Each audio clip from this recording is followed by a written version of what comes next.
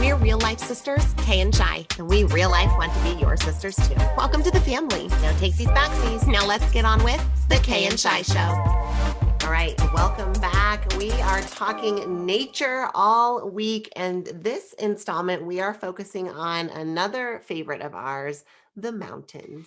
Mountains are so cool. Now, they definitely have their own individual energy about them. Some of our favorite mountains even have a lot of mysticism surrounding them, like Mount Shasta, where we visit very often.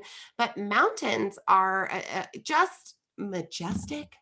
Oh my And gosh. gigantic, Yeah. and amazing in their own way. I love the way that their ominousness can really remind you of just the perspective of your place on this gigantic rock spinning through unfathomably huge space.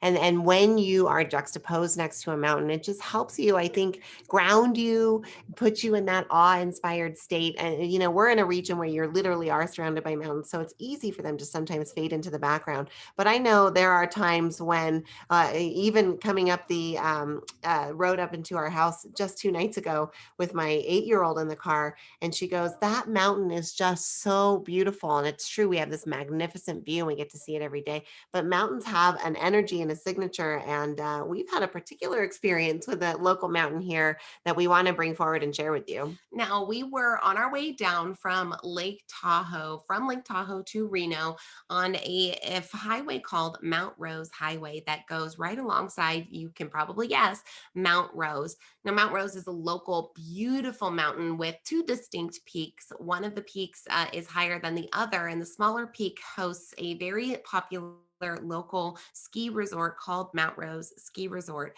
But we were on our way back from Lake Tahoe and we rounded a corner towards sunset in the day, and something really special happened.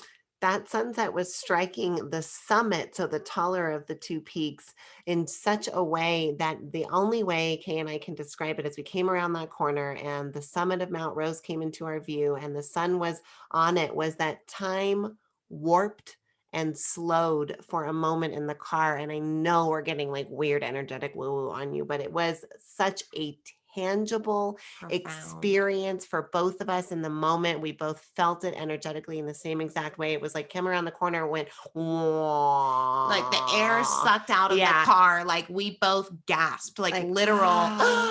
Yeah, both of us gasped, and we kind of like pulled to the side for a minute just to like kind of get out of the road, and then managed to, you know, bring ourselves back in. Luckily, we're the only ones on the road, and not that we were dangerously swerving, but it was this moment of just like expansion and compression and profoundness and perspective, and it was amazing. It was like the energy of the mountain made itself suddenly visible to the 2 of us. And we know it's woo-woo, but it was really incredible to have that experience and to recognize the energetic signature of the mountain. And ever since that particular experience at Mount Rose, I feel like I personally have felt way more connected to all mountains, most especially a favorite mountain that we love to visit very often, Mount Shasta. Well, Mount Shasta is special to our family because it's the halfway point between Mom and Dad up in Brookings, Oregon, and us down here in Reno, Nevada. And so oftentimes we'll meet halfway there and exchange children if they're going up for a visit or coming home from one. Or if we're traveling up and back, we like to stay there. So it's only a 4-hour and a 4-hour drive, or a little bit less than that on either side.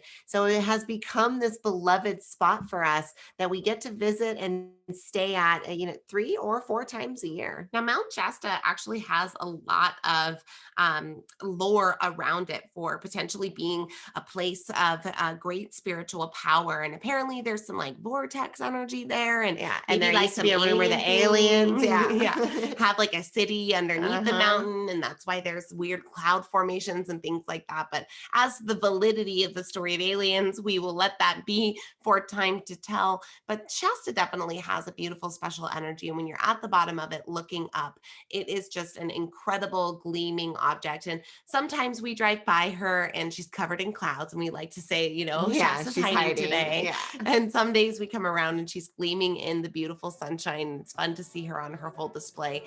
But we love mountains. We really seem to connect with them on an energetic level. And we're having so much fun getting to bring this stuff here to you in Nature Freak Week.